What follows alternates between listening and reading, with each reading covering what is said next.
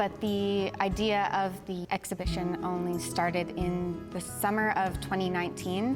So the artist Mary Anne Barkhouse came here in the summer, and she was really inspired by the restoration themes and resilience and the ecosystems between human and animal and how they're very similar. And when the animal ecosystem has something like a virus, they can come back from it, and so what can humans learn from it, and specifically what can Indigenous cultures bring to the table, and how do we connect to the land, I guess. And so a lot of her work touches on the species specifically of Wanuskewin's ecosystem, but also humans as a whole. I think the theme is Wanuskewin and the land and all of the things that come from the land, that live off the land, and what the land also gives back to people. So she has a few art pieces that came from previous collections, but a lot of it was made specifically for Wanuskewin. So there's a lot of imagery of the valley itself when she came to visit. It incorporates our bison, bison from the past, and then a lot of the species that you would see if you walked on the trails. So the gophers, and although these wolves in the piece aren't our wolves, we do have wolves and coyotes and all of the insects as well that you would see while you were on the trail. We have over 100 species that's been identified on the trails, and so there's a lot to really build on. And I guess the theme of just interconnectedness and how everything is connected, and without one thing you lose other things. So we used to have 600,000 or something bison that used to roam these lands, and with colonization they were almost extinct. And so when they left the land, they took a lot with them. And so bringing them back really brings things to the land that maybe would not have been able to be here without the bison. So, and that kind of connects to a lot of things. When she created this exhibit, it was to kind of bring people back to the lands, especially Wanuskewin being here. You definitely feel something here, and it's the past, and it's feeling the people who walked this land and who lived on this land and who thrived and survived on this land. And coming back here, you can really get back to like the basis of what we need to survive, which is each other. And the land just offers us not only a place, but things that can really help us strive. And I think that's something that arts specifically can kind of bring to people's realization.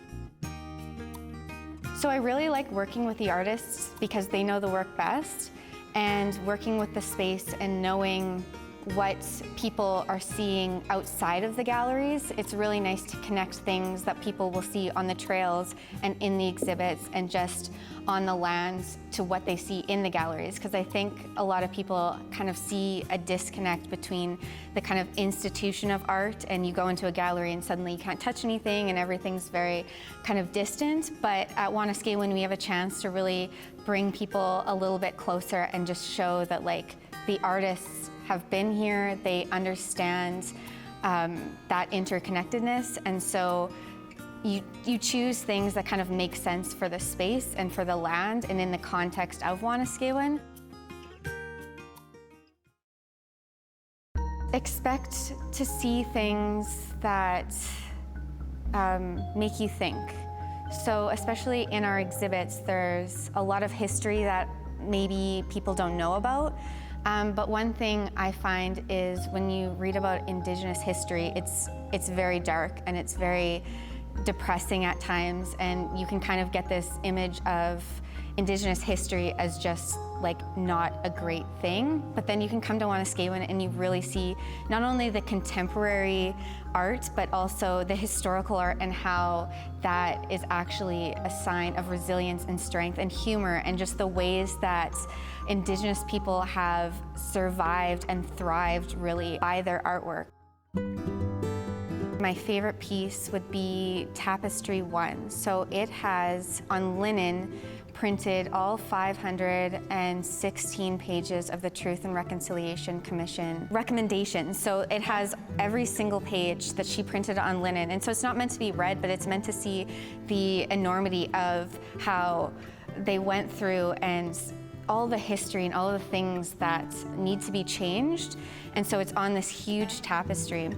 And it's over, and there's images of bird species that are connected to family and kinship and children, and how those really are also a connection to the clans. And so that piece, it's intense. You kind of can see the enormity of what this, these recommendations and these calls to action came from, and how today, really, how far have we gotten? So when you walk through the gallery, it's just this intense, like very long, and it's on taffeta. And right at the end is this really ornate chair with a beaver sitting on it. And so you can see how beavers are sort of this animal that people think of like a nuisance, and how they, you know, you want to get rid of them. And that's something that Indigenous people can completely relate to. But at the same time, they're necessary, and you can really, you see how connected they are to the entire ecosystem, and that you need them and their knowledge, and how important they are to the ecosystem. And so it's just a very powerful piece. Each show is different. So for this one, we have the Opimihaw table in the center because it's sort of the centerpiece of the show, and it has the Opimihaw Valley going through it, and so it's really representative of the center of Wanuskewin.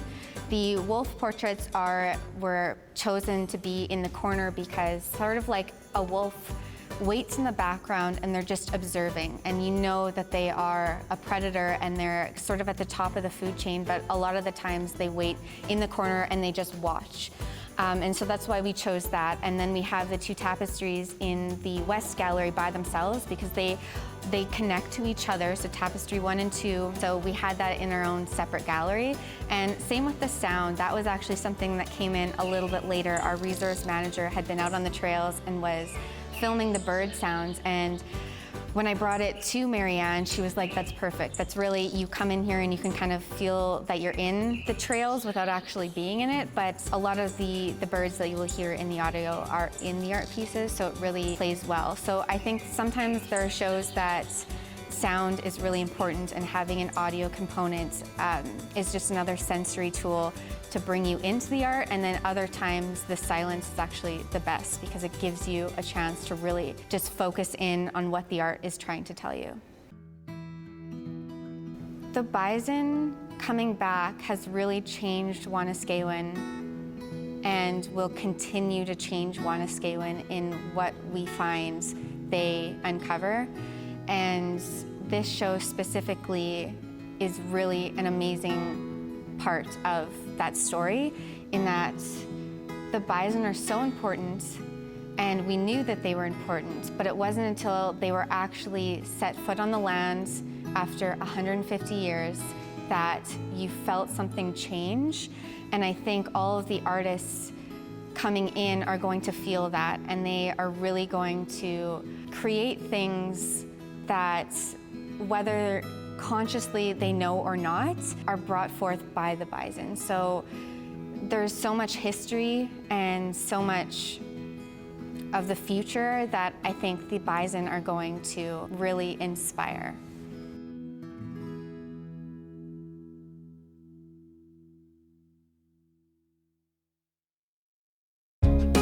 If you have program ideas that you'd like to see on MaxTV Local, email us at max.local@sasktel.com.